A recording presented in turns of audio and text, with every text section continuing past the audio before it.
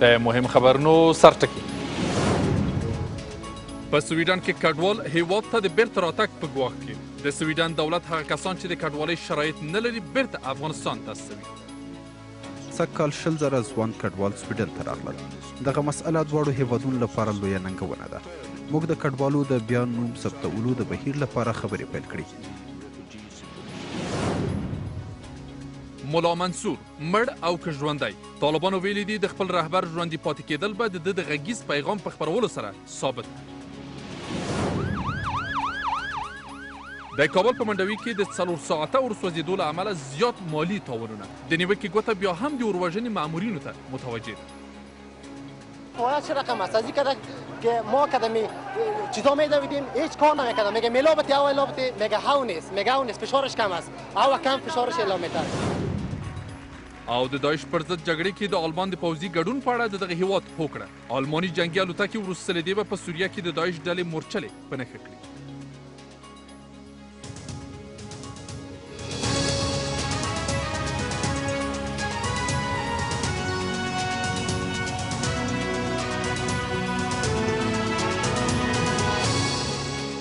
خیر راغلی په دې خبري ټولګي کې مو زه روح الله احمدزی هرکلی کوم په دې هیله چې تر پایه مو ملتیا وکړئ. افغانستان او سویډن هوکړه کړې چې د کډوالو د ستنېدو په اړه خبرې وکړي. د سویډن لومړی وزیر وایي چې د کډوالو بیا نوم لیکنه کیږي او هغه کسان چې د پناه غوښتنې په شرایطو برابر نه دي د افغانستان له حکومت سره په تفاهم کې به بیرته خپل هیواد ته ستانه شي. سویډن دغه راز اعلام کړی چې له افغانستان سره د څه باندې 8 میلیارډ کرون مرسته کوي. له دې سره سم ولسمشر غني وایي چې په دې اړه حل لار هم د سویډن حکومت ته وړاندې کړې ده. اروپا ته د ولسمشر غني د سفر وروستۍ خبري غونډه. نوموړي په دغه غونډه کې وویل چې افغانستان لومړنی هیواد دی چې اروپا کې د کډوالو ستونزه جدي نیولې. د ولسمشر غني په وینا افغانستان رد شوي کډوال مني، خو د دې په خوا کې د سویډن حکومت ته یو طرحه هم وړاندې کړې څو په هیواد کې دننه ځوانانو لپاره کار پیدا کړي. موږ لومړنی هیواد یو چې دغه ستونزه مو جدي نیولې او د درملنې لپاره مو یوه حل لار هم وړاندې کړې ده. دغه حل لار کې د مهارتونو زده کول او د سرپناه موندل شامل دي. موږ هڅه کوو چې داسې زمینه برابره کړو څو زموږ خلک احساس وکړي چې له ځانه وطن لري او راتلونکي ته هیله من اوسي. د سویډن لومړی وزیر وایي چې دوی د کډوالو د منلو لپاره خپل معیارونه وروستۍ کچې ته رسولي. د سویډن د لومړي وزیر په وینا د 2014 کال مارچ میاشتې راهیسې به د کډوالو بیا نوم لیکنه پیل شي. هغه کسان چې دوسیه یې ونه منل شي بیرته به افغانستان ته ولېږدول شي. زموږ د بحث وړ یو موضوع د کډوالۍ مسأله وه. ډیری کډوال چې سویډن ته راځي افغانان دي. سږکال 20,000 ځوان کډوال سویډن ته راغلل. دغه مسأله دواړو هیوادونو لپاره لویه ننګونه ده. موږ د کډوالو د بیا نوم ثبتولو د بهیر لپاره خبرې پیل کړي. دغه بهیر موږ ته اجازه راکوي چې په شرایطو نه برابر کډوالو د بیرته ستنولو بهیر اسانه کړو. د سویډن د لومړي وزیر په وینا د روان زیږدیز کال په ترڅ کې 80,000 کډوال سویډن ته راغلي چې له 100,000 زیات یې افغانان دي. د ولسمشر غني د پاریس غونډې په خوا کې د پاکستان له لومړي وزیر سره د لیدنې په اړه وایي چې پاکستانیانو ته ویلي دي چې سوله باید د دوو خپلواکو هیوادونو ترمنځ وشي پرته له دې چې د افغانستان سیاسي خپلواکي او ملي واکمني تر پوښتنې لاندې راشي. موږ له پاکستان څخه سوله غواړو. د سولې د بلنې لپاره له موږ سره یو ځای شي. موږ له پاکستان سره د سولې د درې اړخونو په اړه خبرې وکړې. سوله د یو خپلواک افغانستان او یو خپلواک پاکستان ترمنځ ده. د افغانستان خپلواکي د بحث وړ نه ده. زموږ اړیکې د دریم هیواد په اړه د بحث وړ نه دي. موږ بحث وکړ چې باید ترهګري د دواړو هیوادونو لپاره د ګډ ګواښ په توګه وپېژندل شي او د افغانستان او پاکستان ترمنځ د دغې ښکارندې پر وړاندې ګډه تګلاره جوړه شي. د سویډن لومړی وزیر وایي چې اروپایي ټولنه د افغانستان حکومت د سولې د بهیر ملاتړ کوي او هغه د افغانستان د اوږدمهاله ثبات لپاره مهم کار بولي. سویډن له افغانستان سره اوږدمهاله ژمنو خبره کوي او وایي چې هیواد یې تر 10 کلونو پورې نږدې 8.5 میلیارډه کرونه له افغانستان سره مرسته کوي. تر اوسه د افغانستان او پاکستان په ګډون معتبره استخباراتي ادارو د طالبان د ډلې د مشر ملا اختر محمد منصور وژل کېدل نه دي تایید کړي. طالبان هم ویلي دي چې ډیر ژر به د ملا اختر محمد منصور غږ خپور کړي. خو ځینو طالب سرچینو د نوموړي مړینه تایید کړې او ملا هبت الله اخندزاده د هغه د ځایناستي په توګه اعلام کړی دی. له دې سره داسې اندېښنې شته چې د ملا اختر محمد منصور ځایناستې به د حقاني شبکې مشر سراج الدین حقاني وټاکل شي. په کوټه کې د طالبانو ترمنځ نښته او پکې د ملا اختر محمد منصور وژل کېدل ښیي چې د طالبانو ترمنځ ژور اختلافونه شته. اوس داسې اندېښنې مطرح شوي دي چې د حقاني شبکې مسؤل او د ملا اختر محمد منصور مرستیال سراج الدین حقاني به د نوموړي ځایناستی شي. د حقاني شبکې په افغانستان کې د پاکستان د ISI په مرسته خونړي بریدونه کړي دي. مرگ کسانی که منتصب میشن به رهبری طالبا تأثیری در روند صلح و جنگ و عملیات ندارد، چون طالبا موجودات مستقل نیستند، همیشه مطابق فرمان پاکستان عمل میکنند. به گمان ما رئیس جمهور دیروز در صحبتهای خود در سفری که در اروپا داره به یک نقطه اشاره کرد که ما باید صلح با پاکستان بکنیم. نقطه اساسی است.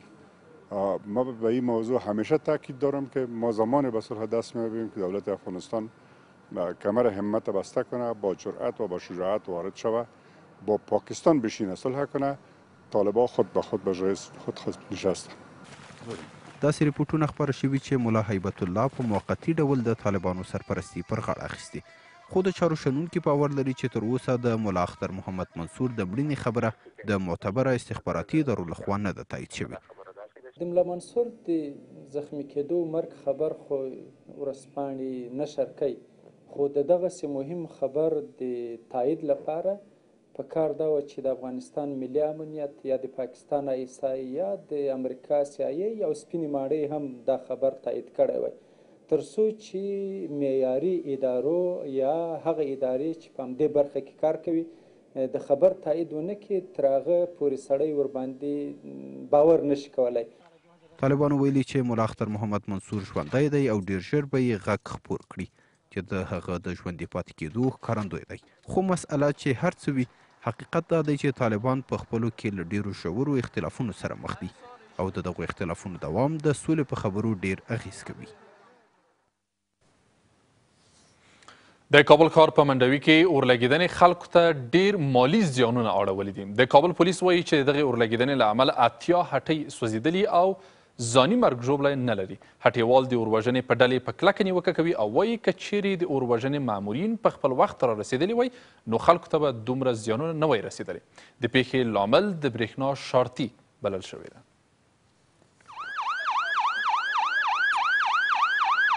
د کابل ښار زړه کې هغه هم د اوروژنې د مرکز په 300 مترۍ کې اورلګېدنه.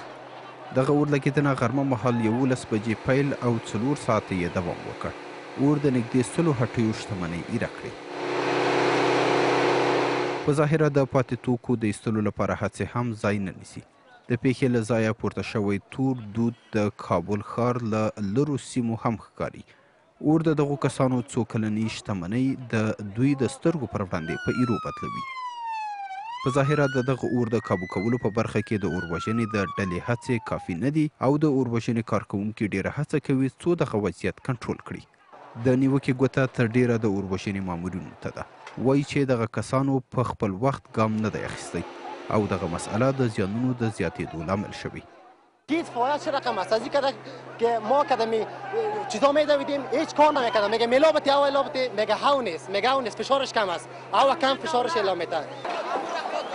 د دغې اورلګېدنې له امله نږدې 80 هټۍ په بشپړ ډول سوځېدلې دي. گفتم اول او سرای پسر ما سرای چبلق سرای کشمش چیزاست. اول او سرای در گرفت، اول سرای با سرای ما حسابت که سرای ما در گرفت. تقریبا حدود یک لک دلار به حساب امو خودم چشم کلشم عریق شده. د کابل پولیس هم خپل خبرې لري او وایي که چیرې یې په خپل وخت ګام نه وای اوچت کړی نو ټول منډوي به سوځېدلی و. گری عریق مهار نمیشد و فعالیت مجادلوی و اطفایوی عاجل صورت نمیگرفت. سرایای امجوار حریق سرایت کرده بود و ما به شکل فنی و مسلکیش از بیرون بسیار منظم سرش آمدیم. در قدم نخست سراحت یا انتشار حریق از سرایای امجوارش مهار ساختیم و در آخر باز در این سرای د پیښې لامل د برېښنا شاټې بلل شوی. هغه لامل چې په ظاهره نوی نه دی ځکه له دې وړاندې هم څو سرایونه او هټۍ د ورته پیښې له امله د کابل ښار په بېلابېلو برخو کې سوځېدلې وي. خو پوښتنه دلته ده چې ولې د دا ډول پیښو مخنیوی نه کیږي. د کابل منډوي د هیواد په مرکز کې د پیر او پلور لوی سوداګریز مرکز دی چې هره ورځ له مرکز د ولایتونو څخه د دغې سیمې ودانۍ ډېرې پخوانۍ دي او کیدای شي چې د برېښنا د پرله پسې شاټۍ یو دلیل همدغه مسئله وي. هندي چارواکي د افغانستان او پاکستان ترمنځ د سوداګریزو اړیکو په پراختیا ټینګار کوي. د هند د پنجاب ایالت د سوداګرۍ او صنایعو وزیر د سارک په 10 نړیوال سوداګریز نندارتون کې ویلي دي چې د اقتصادي برخو سربیره کابل او نوې ډیلي د نوې ټکنالوژۍ د تبادلې برخه کې ښه فرصت لري. په همدې حال کې د کابل د سوداګرۍ او صنایعو خونې مسؤلین وایي چې دغه نندارتون د افغانستان او سارک هیوادونو په تیره د هندوستان د سوداګرو ترمنځ د سوداګریزو تړونونو لپاره ښه فرصت دی. د هندوستان پنجاب ایالت کې د سارک غړو هیوادونو 19 سوداګریز نندارتون جوړ شو. دغه نندارتون کې یو شمېر افغان سوداګرو هم برخه اخیستې. د هند د پنجاب ایالت د سوداګرۍ او صنایعو وزیر د دواړو هیوادونو ترمنځ د سوداګریزو اړیکو پر پراختیا ټینګار کوي. افغانستان to live in peace. موږ افغانستان کې د سولې غوښتونکي یو. که چیرې سوله وي، امنیت وي، که سوله وي کاري اسانتیا شته، که چیرې سوله ټینګه شي څوک به له ستونزو سره مخ نشي. کله چې امنیت وي هر څه ترلاسه کیږي. نو له دې امله هیله من یم چې د هند او افغانستان ترمنځ اړیکې یو ځل بیا پیاوړې شي او هیوادونه یو بل سره دوستانه اړیکې ولري. په همدې حال کې د کابل د سوداګرۍ او صنایعو خونه دغه نندارتون د افغانستان او د سارک غړو هیوادونو د سوداګرو ترمنځ د تړونونو د لاسلیک کولو په برخه کې ښه فرصت بولي. ما با یک گروه 22 نفری که متشکل از تاجران ملی افغانستان در سکتورهای مختلف می باشه اینجا زمینه سازی کردیم. افغانستان د سارک غړی هیواد دی. اوس د کابل د سوداګرۍ او صنایعو خونه هڅه کوي څو د افغانستان او هند ترمنځ سوداګریزي اړیکې پراخې کړي. په هلمند ولایت کې څه کم 80 تنه هغه سرتیري چې د طالبانو په قید کې په یو لړ پوځي عملیات کې خوشي شول. 215 اتل قور اردو قمندانۍ په یوې خبرپاڼې کې ویلي دي چې دغه عملیات د هلمند په نوزاد ولسوالۍ کې د طالبانو په بندخونه کې ترسره شوي دي.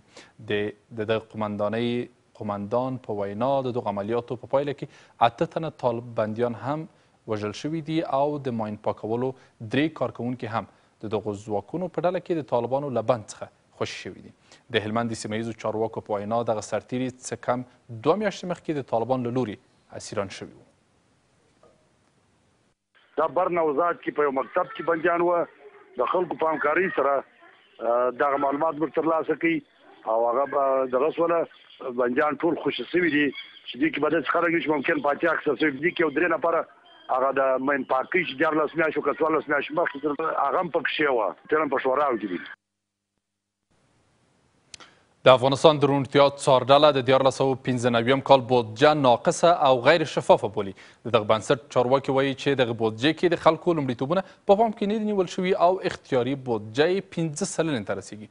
خو د مالیې وزارت دغه تورونه ردوي او وایي چې د 1495 کال بودجه د روزنې او روغتیا برخې ته ډیره بودجه په پام کې نیول شوې ده او دغه راز د جوماتونو جوړولو ته هم پیسې ځانګړې شوي دي.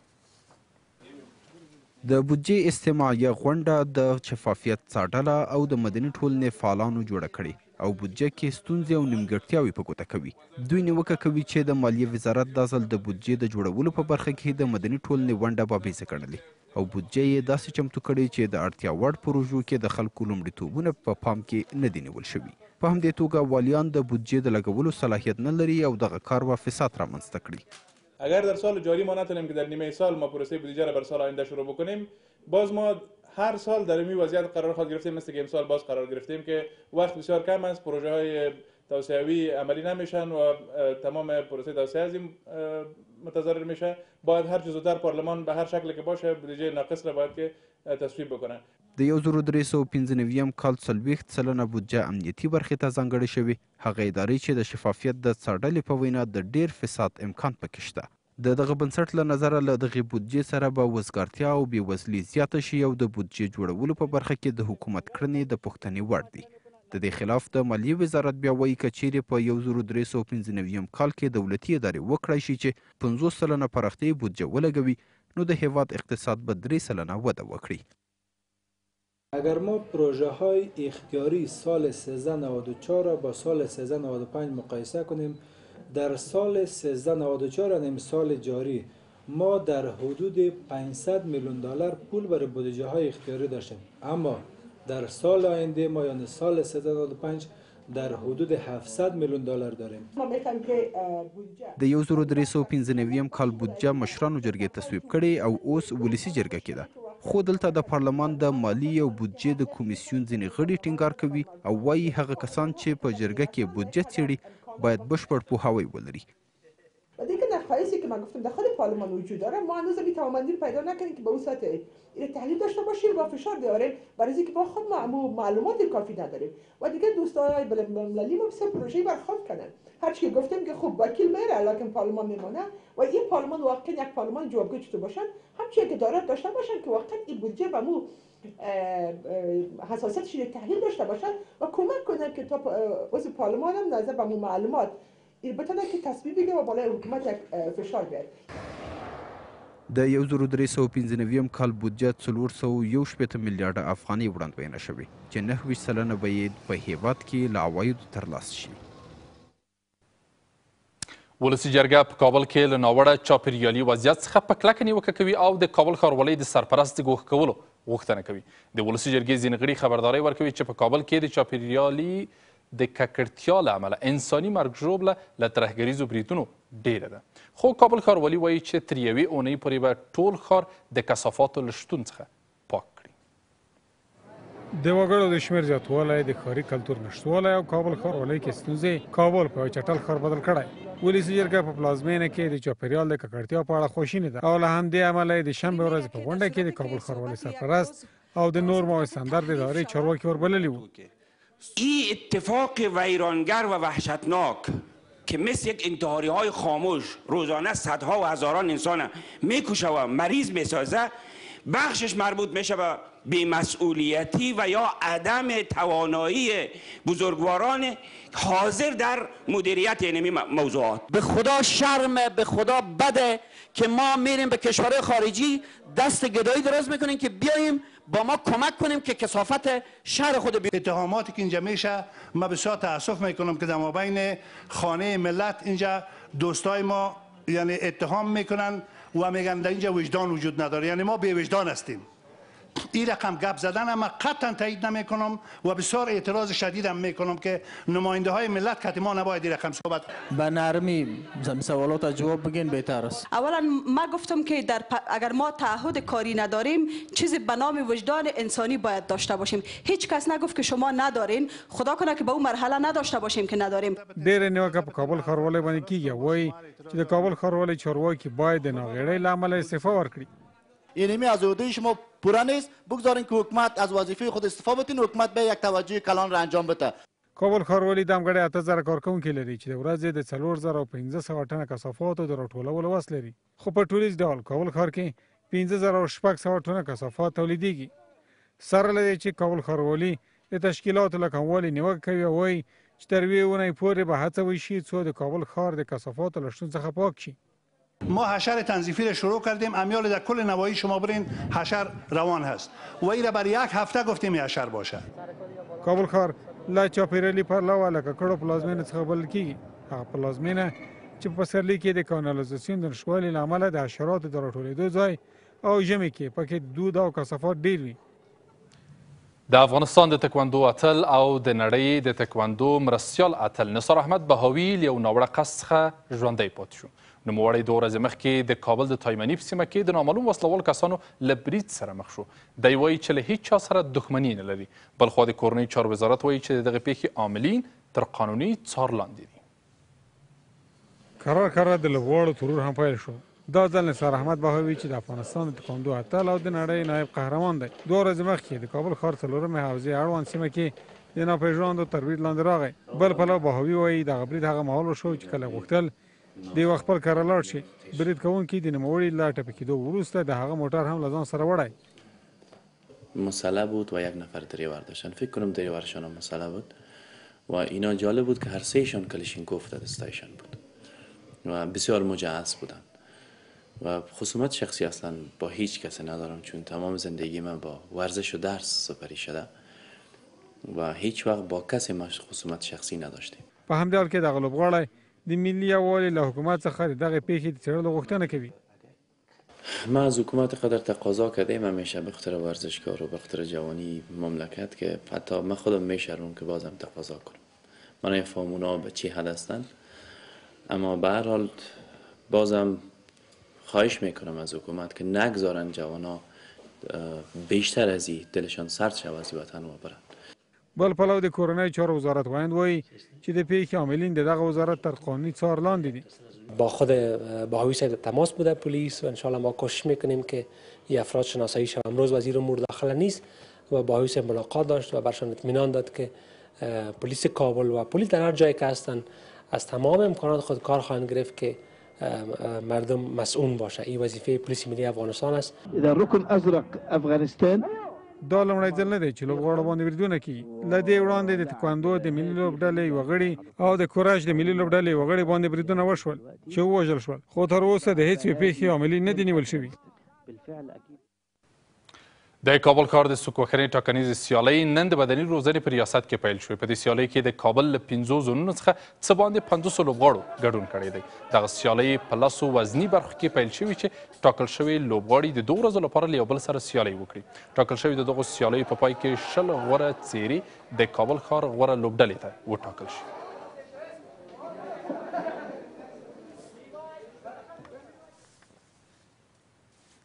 له تاسو له خپلو ټولو تخنیکي همکارانو څخه په مننې سره د اولیاک څخه خبر ښاد او بریالي اوسئ. ښه شپه، راحته خوب.